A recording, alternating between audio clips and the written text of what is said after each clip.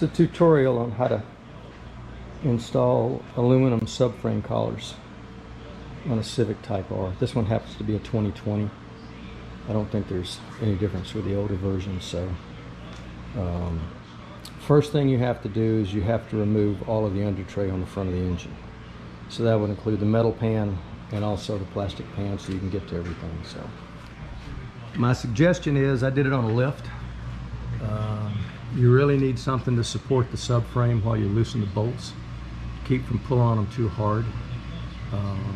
This is the thing I use. The subframe bolts you're going to replace, or not replace, you're going to do things. So there's one here, and there's one here. This is the front. In order to get this lowered down, you've got to remove these bolts that hold this cross brace on, because that holds it up. So they don't really call that out in the instructions, but that needs to come off so you can get the front down. The second set they call out, which is hard to see, are these bolts right up here. So these are right above the drive shaft and lower control arms. There's also a lower, those are 17 millimeter, the front 17 millimeter. This is a 19 millimeter bolt. This is another 17 millimeter bolt. So these are the 4 subframe connections you're going to put the aluminum spacers in to center everything. So back here 17, 19, 17, and the front is a 17. I'd also suggest removing these bolts, because this bracket is held on with that bolt, and it makes it easier than just having those hang down. I think this is a 14 millimeter with a captive nut on this side.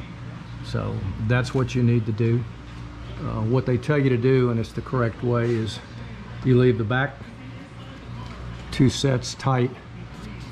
You loosen these. You take these out, do those first. Put them back in, don't tighten them all the way. Do these next, put them back in. Make sure everything fits, and then tighten these back up so you've got the front 4 tight. Then start loosening these. I took these out completely and loosened these down.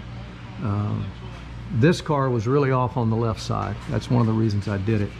The right front from the factory is -1.6. The left front is -1. So this subframe was fairly well off on this side. I don't know why. The other thing you might need is, I used a dead blow hammer to kind of take everything in line so I could hit on the subframe, and you're going to need a torque wrench. They specify about 130 Newton meters. That's about 100 foot-pounds if you don't have a Newton meter torque wrench. This is a 19 millimeter. They didn't specify anything different on here, and I don't have the Honda service manual, so we did this at 130 Newton meters, or about 100 foot-pounds. Everything tightened up. You need to put anti-seize on the collars and the bolts. They don't tell you that in the instruction, but they give you a tube of copper-based anti-seize, and you really need to coat that, because you're working on aluminum against steel. I also coat the threads of that with anti-seize, so the bolts will be easier to come off. This car also has an aftermarket exhaust, a catback. This is an NVIDIA system, and they can a front pipe. We use a special exhaust wrap designed to go right on headers that we put on race cars to try to insulate this from the oil pan. It sits so close to it.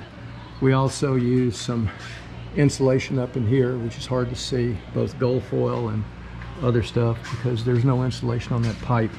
So there's actually a layer of insulation with gold foil on top. So you go back to the back, and let's swing the light around so we can see back here. We're getting ready to do this one, but we'll show you the bolts. So there's only 4 subframe bolts on the rear.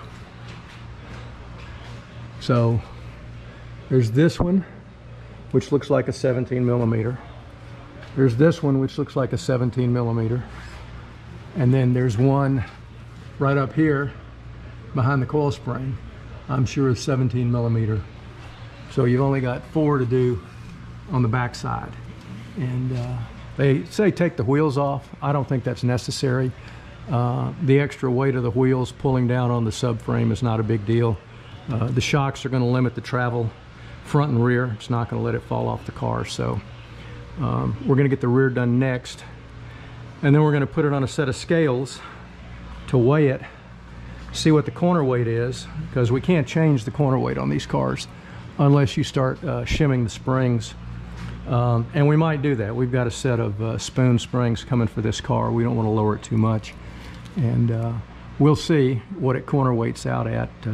On cars with coilovers, you can adjust the spring purchase to get it there. So basically, that's what it takes to put in the frame collars. I think they're worth it, especially if your alignment's off like it was on this one. The rear is almost spot on. I think it was negative 1.5 on the left and negative 1.6 on the right. We haven't checked the toe yet because we haven't lowered the car. Typically, if you lower the car, you change the toe settings. But when we get it on the scales and check the alignment here, as soon as we get the rear done, we'll check the toe front and rear and see. Of course, on these cars, there's really no camber adjustment, which it's fixed unless you want to change. There's a toe adjustment, and the toe adjustment is this control arm right here with an eccentric, and you just move this in and out to change the toe. My assumption, the way it looks, it would also change the camber some, maybe not a lot. The option, which a lot of aftermarkets make, they actually make a different upper control arm that has a threaded adjuster on it, so you can set the camber on the rear. But if this car stays around 1.5, 1.6 for a street car, that's plenty. You don't want to go any more than that. On the front, if I can get 1.5, 1.6 square all the way around, then I'll be happy with that. If this was a track car, we'd probably try to set the front to -3 and the rear to -2. We do a slight amount of toe out in the front, maybe 1 millimeter to help under braking, and a slight amount of toe in at the rear to get rid of rear steer, and then go from there. So anyway, I'm going to post this on YouTube, so hope this helps so you can figure out what it takes. You could probably do this on jack stands in your garage or driveway. You could get a small bottle jack to hold the frame up and get underneath and do it with a friend. I happen to have a shop in the lift, so it's easier for me to do this. We actually build track cars. This is a Corvette Z06 track car. It's actually an 07. Car's what, 13 years old. It's got a 650 horsepower normally aspirated LS7 motor with all upgraded running gear, brakes, slicks, aero. It's a fun car to drive. It's not street legal, so it's a car we built. Well, we've been building for the past 5 years, so right now it's just sitting due to the hot weather. So anyway, I'm going to post this video. Good luck on your Honda. Hope this helps. Bye. Update. The rear subframe actually has 6 bolts, not 4. So there's a front one. There's one above the control arm, and there's one in the rear. So that's a total of 6. So one in the rear, one above the control arm, and one in the very front. So you've got 6 bolts, collars for all of them. So this one's easier than the front. You don't have to remove any underpinnings. I still used a support to support it and line it back up. So this one actually lined up much better than the front.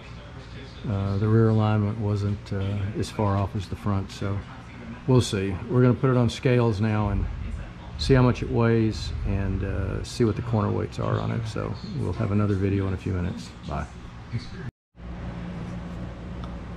So here we have a 2020 Civic Type R. We've got it up on the scales. I want to check the corner weight on it.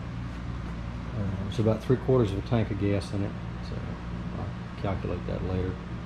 It does have aftermarket wheels and tires. It's got 19-inch forged wheels with Michelin Pilot Sport 4S's. So these weigh 7 pounds a piece less than the stock wheels and tires. We weighed them. So you're talking about 28 pounds reduced. There is an aftermarket exhaust on this, including a front pipe, but we didn't weigh it, but I don't think there's much difference in weight because the stock exhaust system is fairly light. Even the front pipe. This system is all 3-inch heavy-duty stainless steel NVIDIA. So it's probably about as heavy as the stock exhaust system. So for a stock car with stock wheels and tires, you can add 28 pounds. So as you can see,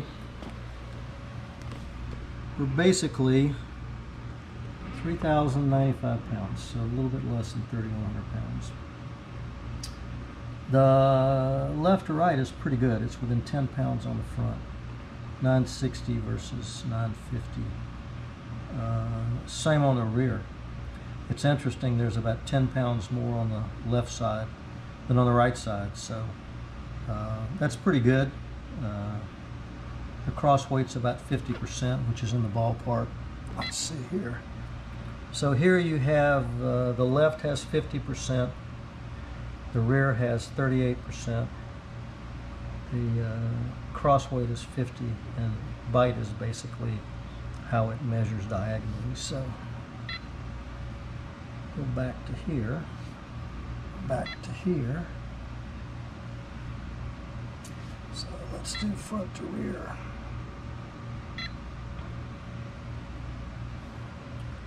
So there we just have total weights. That's total on the car.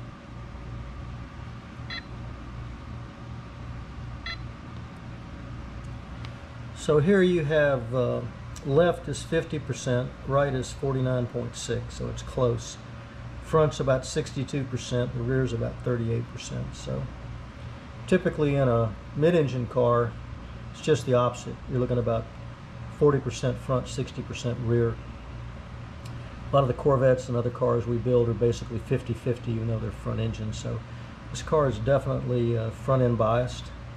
We're going to do the alignment later now that we've done the subframe collars to get the subframe lined up, and hopefully it fixes the left to right front alignment. So it's really hard to corner weight these because there's really no adjustment on the springs. You could shim the springs, but we're going to put a set of spoon springs on it, lower it a little bit and stiffen up the rear. So once we get those on, we'll check it again and see if it gets close. But for 10 pounds left to right difference, it's probably not worth trying to corner weight the car, because by the time you put a driver in there, it's going to basically make a difference. So there you go, just so everybody can see what the car weighs. So about 3,100 pounds, or a little over, probably about 3,120. I would assume 3/4 is probably 8 to 9 pounds of fuel. It's about 50 pounds, so you could subtract 50. So the car with no fuel and the stock tires is under 3,100 pounds. So just information for people that are interested.